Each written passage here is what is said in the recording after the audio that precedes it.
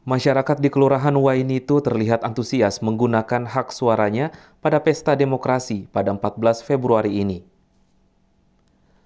Masyarakat memadati TPS 3 di RT 003 RW 01, Kelurahan Wainitu, Kecamatan Nusaniwe sejak jam 7 tadi pagi.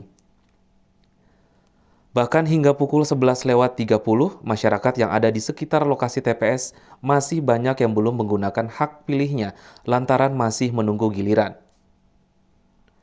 Masyarakat terlihat antusias untuk menggunakan hak suaranya.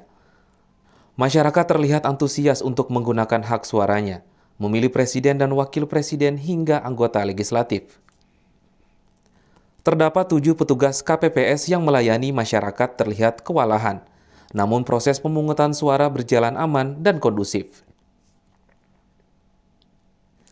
Diketahui jumlah daftar pemilih tetap yang ada di TPS 3 ini sebanyak 286 orang, sementara daftar pemilih tetap tambahan atau DPTB yaitu sebanyak 5 orang.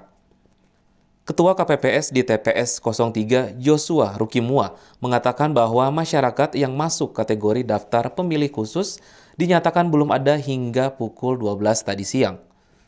Namun pada saat proses pencoblosan, petugas KPPS TPS 03 menemukan ada 5 surat suara yang rusak.